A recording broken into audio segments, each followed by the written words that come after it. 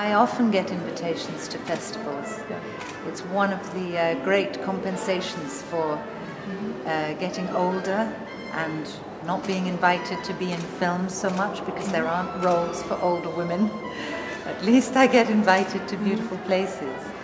And because I have children, I don't often manage to get away. But this one, I was determined because, well, I heard a lot from my friend Mariam Dabo. And so, of course, having known Mariam, the exotic Mariam, all these years, I very much wanted to see where she came from. Yesterday I saw some churches, some beautiful churches, and there's something, for me, the combination of cultures here is something like a fairy tale. I've never seen it before. It's like a mixture of slightly evocative elements that together make a completely new landscape.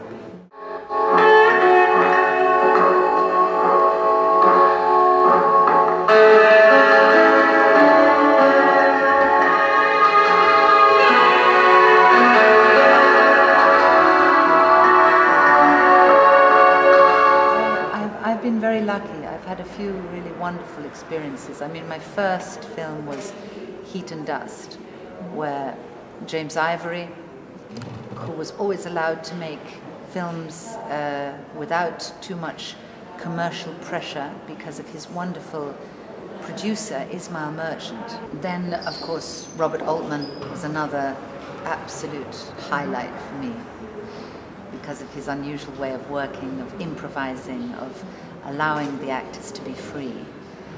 And I never felt so relaxed in front of the camera. Then Mike Figgis, with whom I did the Browning version, was also a very great director, a true artist, and one who loves his actors and allows them, helps them to bring something out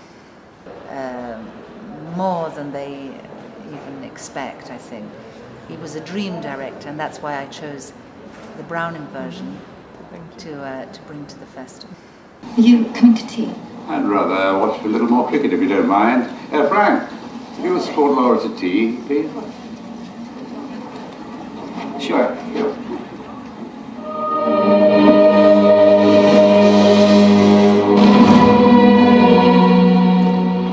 If a film has been written well,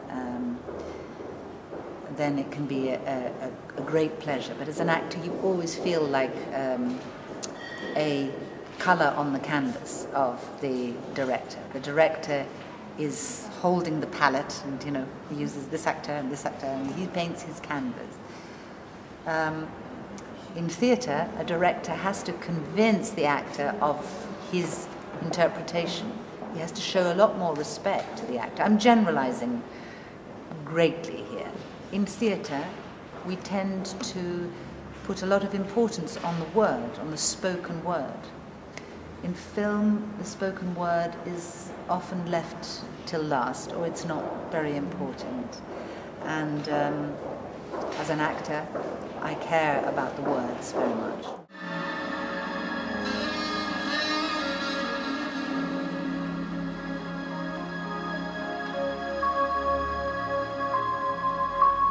Big difference from my point of view as an actor is the voice of women, and how I felt in the 80s. It was very much a man's world.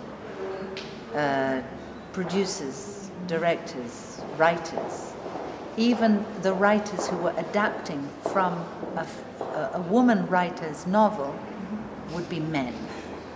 And as an actress, you would feel that. That was more for the pleasure or the interest, and sometimes limited interest of a man than it was for women. And I think in the 90s, the female voice has been able to come out. This started to be reflected in how women were portrayed on film. Go! When do we want it? Now! Climate change is a global crisis. The environment has always been the foremost of kind of charities or campaigns that I've been involved in. I find myself more drawn to something that seems clearer to me, which is man's destruction of our environment, which will ultimately be the end for all human life if we don't start to address it really seriously and try and see through the greedy strategies of governments and understand what we have to do now to ensure that the future of the planet is healthy enough for humans to survive.